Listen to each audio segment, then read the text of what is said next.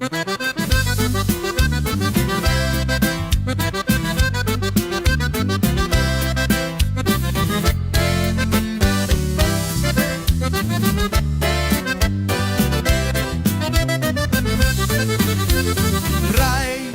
enciende el micro y el show empieza ya. La música es buena y él se pone a cantar. La gente en el chat se conecta al Twitch. La voz de Ray se escucha en el universo. La voz de Ray se escucha en el universo. La voz de Ray se escucha en el universo. La voz de Ray se escucha en el universo. La voz de Ray se escucha en el universo. Él canta en su show. Lo puedes encontrar bajo las estrellas en la radio de Ray.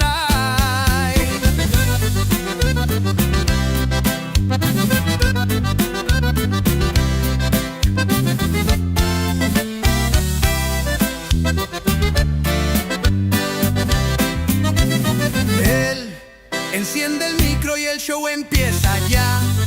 La música es buena y él se pone a cantar.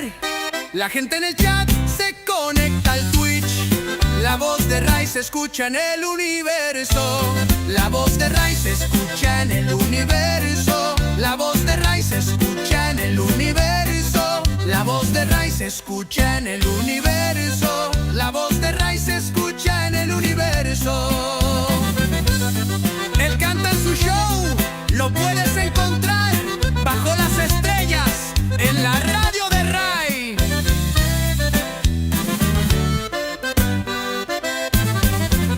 Él enciende el micro y el show empieza ya. La música es buena y él se pone a cantar. La gente en el chat se conecta al Twitch. La voz de Ray se escucha en el universo. La voz de Ray se escucha en el universo. La voz de Ray se escucha en el universo. La voz de Ray se escucha en el universo. La voz de Ray se escucha en el universo.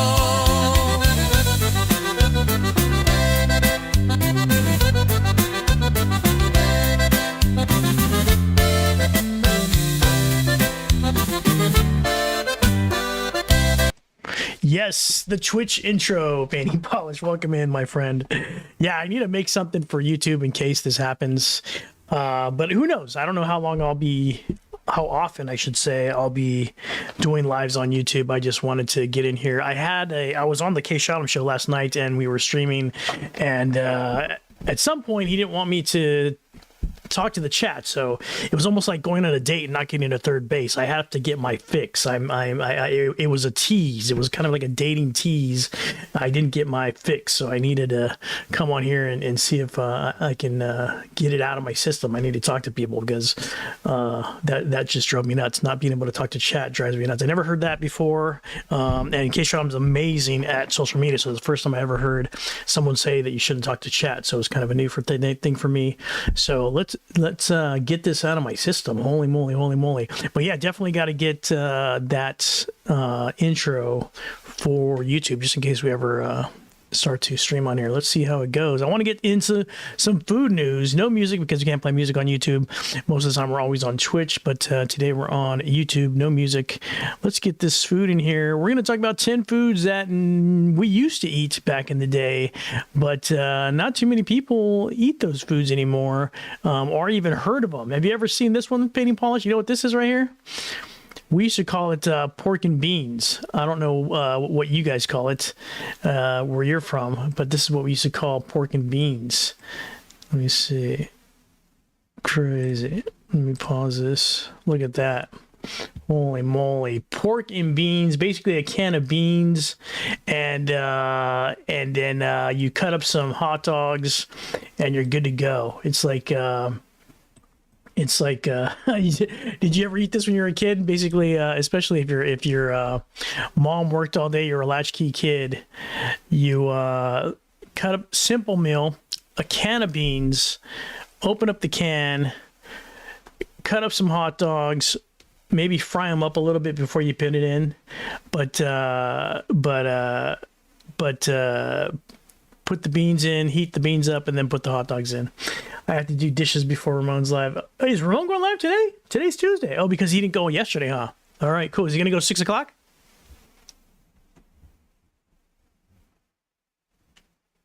Nice.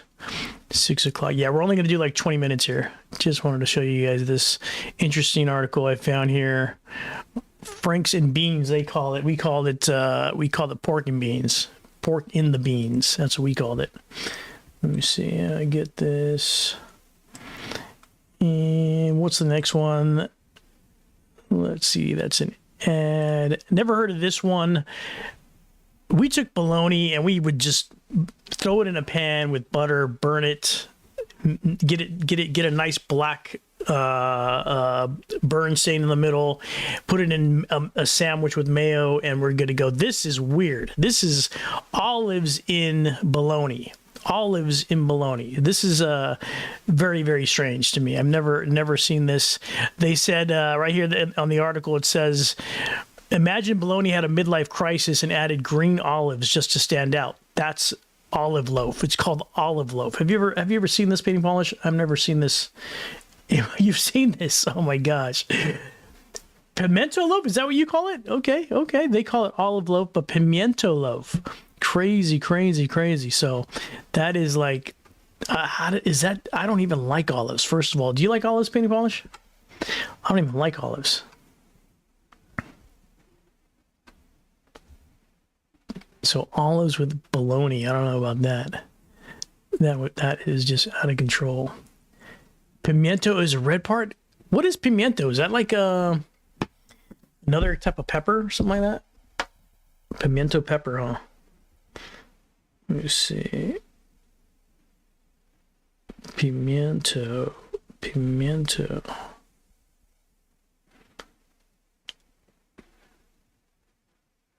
Yeah, it's like a pepper. A mild, sweet, heart-shaped red pepper. Oh, crazy. Yeah, there it is. That's it. Bologna with olives and pimiento.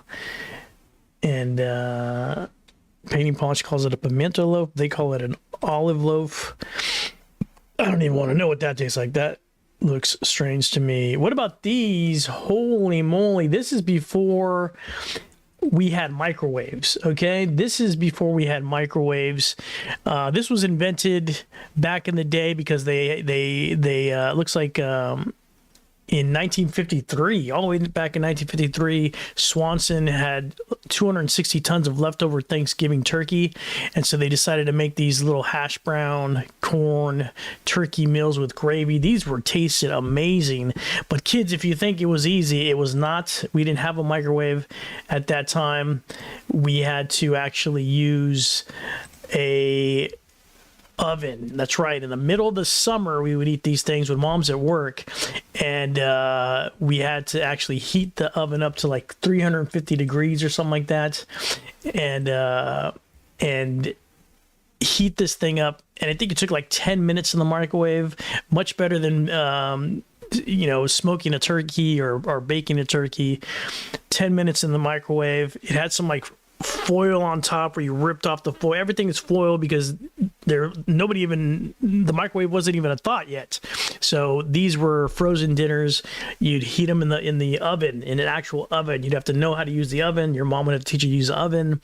Heat them up, put it in the oven for 10 minutes, open it up, eat in front of the TV. That's right. We would eat in front of the TV. We didn't have phones. We had to eat. We had to get a spot with the TV tray like I got over there, the TV tray. Eat in front of the TV with these TV dinners. That's what these were called, kids. TV dinners. Crazy. Head cheese is more disgusting. Head cheese? What the heck is head cheese? Head cheese? Let's see what head cheese is. I'm gonna look this stuff up over here. Let me see. Head cheese. Head cheese, despite its name, is not actually a cheese. It's a meat jelly or terrine made from the head of a pig or calf. What? Made from pig or calf, or sometimes other animals cooked and set it its own gelatin. Oh my gosh! The traditional difference. Head cheese. Holy moly! Made from the head of a pig cooked and set it its own gelatin. So basically, it's leftovers. It sounds like to me, like it's like like when you get leftovers out of the refrigerator, that's what you end up having is the gelatin around the roast or the meat that you make the next day. That's crazy. Head cheese. What's the next one here? What is this? This creamy concoction of chicken, mushrooms, green peppers, and white sauce probably dates back to the 1890s, created Delmonico's, New York.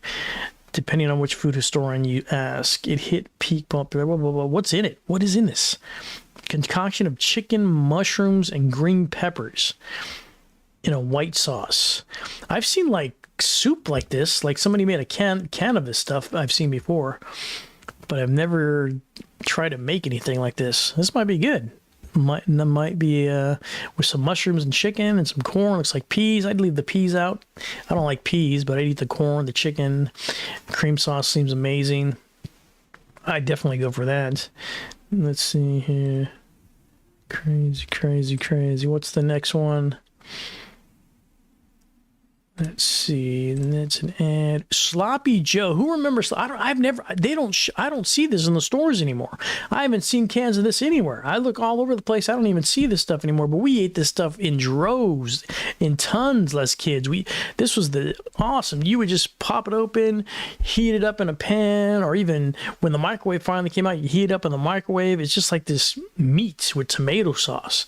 Weird, like almost tasted like ketchup and meat sauce or something like that. But it was made in the 1930s, it says, in Sioux City, Iowa, and thanks to the cook named Joe. So that's why it's called Sloppy Joe. The Sloppy Joe. If you had that after school, you were probably living it. Manwich. Yeah, Manwich was the brand, right? Exactly. Manwich was the brand. And we would eat that after school, real quick meal if mom's still at work. Heat it up really quick in a saucepan and put it in between two hamburger buns. I don't know why they decided it goes well, but it does go well with hamburger buns. You try to put regular Weber square bread, it ain't gonna be the same. You gotta make sure it's hamburger buns. Hamburger buns makes it so much better. What's the next thing here? Tang. I want Tang now. Now that I see, I'm craving Tang now. Launched in 1957, Tang got famous when NASA took it up with John Glenn in 1962. Tang, dude, had like the even when you taste it, it's the sound. The tang is like the sound your tongue makes when you drink this stuff. It's so tangy. It's like super tangy, like. Oh my gosh, like sour, sugary. This stuff will get you flying off the wall. You'll run all over the house, jump off the couches. This stuff is amazing. Love the way Tang. Every kid loves the way Tang tastes, and it came in different flavors, as you can see there. But the orange one was the best one. Sweet pecan. I don't know what that is, but orange was the best flavor that I remember, and that stuff will get you bouncing off the walls. That stuff was good. That is a great drink. I need to buy some of that if it still exists. It says the charm faded by 1990s. Tang became a punchline. Like you're not supposed to have. They used to make sandwiches out of this. You get so poor, you would make a Tang sandwich. So that's when times were tough. I don't know what this is. If this is an Irish treat or what. The neon green salad. Do you remember this? 1970s. Right around the Watergate scandal, though no one really knows it. So this is called the Watergate salad? What the heck? What are they hiding in this thing?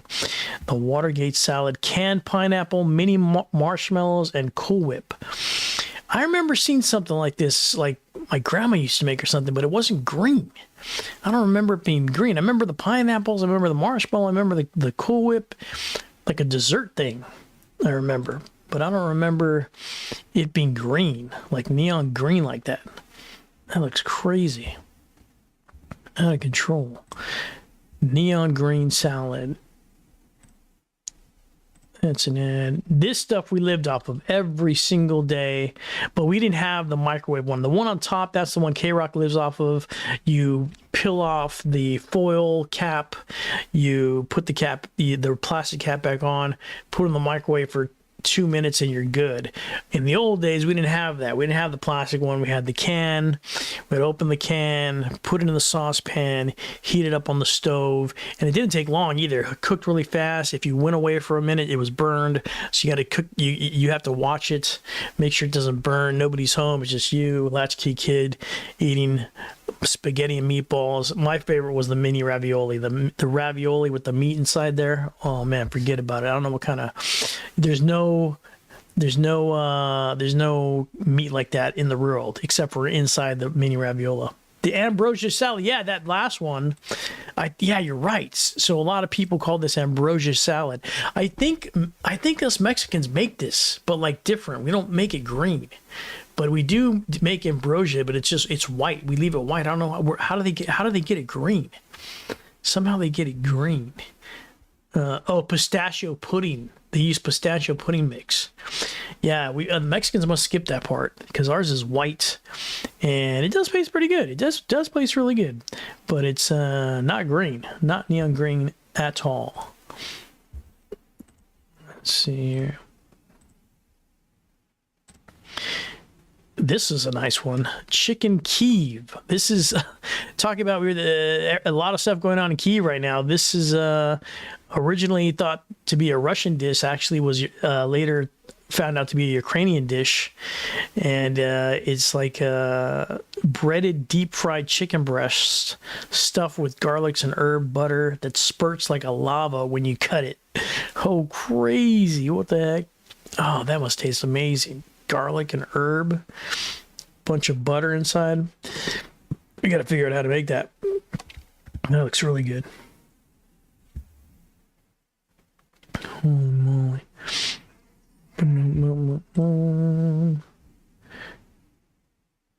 Let's see. Making sure that we're still live. Let's see. Campbell's. Yep. Oh, yeah. Tons of Campbell's. And the variety, right? The biggest thing about Campbell's is the variety. They got cream of mushroom. They've got clam chowder. They got vegetable beef. When you get sick, every time you got sick, they would feed you this chicken noodle. Just the noodles with the broth. You were good. Whether you had the flu, whether you had a cold, chicken noodle was the cure. And there was no Healthy Quest. This stuff had like 90,000 grams of sodium back in the day. Now they take out look at 99% fat free. They take out it's not the same. They take out all the salt. Back in the day, it had tons of salt in it and it cured everything. It was amazing. Let's see here. Anything else? Nope, that's it. That's it for the quick 10 foods that nobody eats anymore. Hopefully you've heard of those things. Wanted to get here and test out this my stream stuff just because OBS has been doing a lot of updates lately, so a lot of weird. If you remember Painting Polish last Saturday, the screen capture wasn't working very well. So look, we just fixed it, or they just fixed it because they did an update. I updated the program, and now it looks like everything's working really well. There's the screen capture working good, and so everything's looking pretty good. All the different scenes are working good. Intro's working good, monologues working good, screen capture's working good, sound is good. So that update fixed everything. So wanted to make sure that everything worked for Saturday. We'll be up on Twitch, back at our regular spot, twitch.tv/RaceFlaves on Saturday morning at 7 a.m. with Sue Turner's amazing skate set she's got set up for us. We've got that all set up for Saturday, 7 a.m.